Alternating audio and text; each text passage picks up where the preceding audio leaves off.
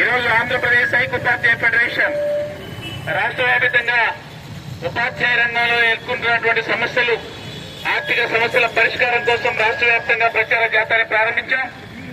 ఈ నెల 15వ తారీఖు నుంచి 19వ తారీఖు వరకు 5 రోజుల పాటు రాష్ట్ర వ్యాప్తంగా ఈ జాతా నిర్వహిస్తా ఉన్నాం.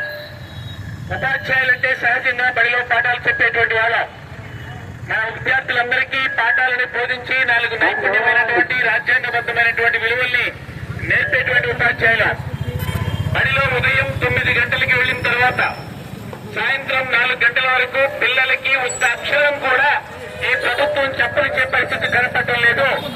అన్ని కూడా బాత్రూముల ఫోటోల దగ్గర నుంచి మిడ్ డే మీల్ దగ్గర నుంచి రకరకాల యాప్ల పేరుతోటి పిల్లల హాజరు దగ్గర నుంచి రకరకాల కర్మయోగి అనే పేరుతోటి రకరకాల పేర్లతోటి ఈ రోజు రాష్ట్ర ప్రభుత్వం ఉదయం నుంచి 4 గంటల వరకు మన బడుగు పిల్లలకి అక్షరాలు చెప్పించేటువంటి ప్రయత్నం చేయట్లేదు.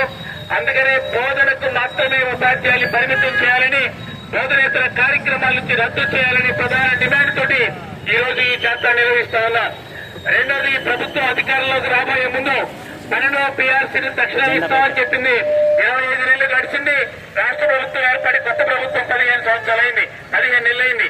అయినప్పటికీ కూడా 12వ PRC లేదు. 4 DAలు పెండింగ్ లో ఉన్నాయి. మా బకాయిలు, మా PF, మా సొంత డబ్బులు ఏవైతే మేము దాచుకున్నామో వాటిని లోన్ రూపంలో కూడా ఈ రాష్ట్ర ప్రభుత్వం ఇచ్చేటువంటి ప్రయత్నం చేయట్లేదు.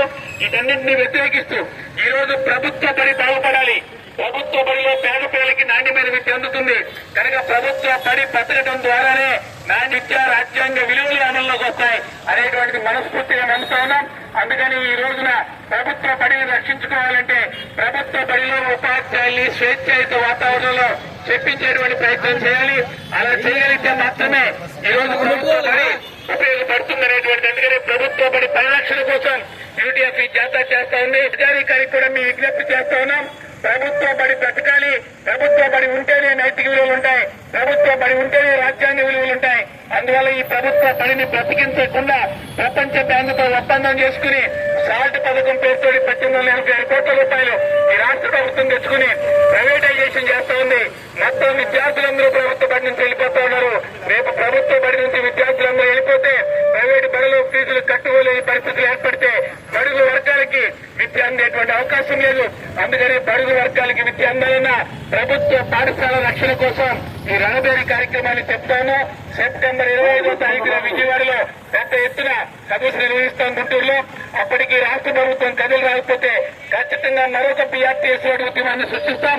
అన్ని ఉద్యోగ ఉపాధ్యాయ సంఘాన్ని కలుపుకెళ్లి మా హక్కులు రాజ్యాంగబద్ధంగా ఉద్యోగ ఉపాధ్యాయులకు రావాల్సిన, ప్రజానీకానికి రావాల్సిన హక్కుల్ని కాపాడుకునే దానికోసం ప్రయత్నం చేస్తామని తెలియజేస్తూ మీరు మా ఉపాధ్యాయ సంఘం చేసేటువంటి పోరాటాల్లో మీరు కూడా సంఘీభావాన్ని, సహకారాన్ని అందించాలని ప్రజలకు విజ్ఞప్తి చేస్తూ కాపాడుకుందాం ప్రభుత్వ విద్యారంగాన్ని, కాపాడుకుందాం ప్రభుత్వ విద్యారంగాన్ని, కాపాడుకుందాం రాజ్యాంగ విలువలను, కాపాడుకుందాం రాజ్యాంగ విలువలను.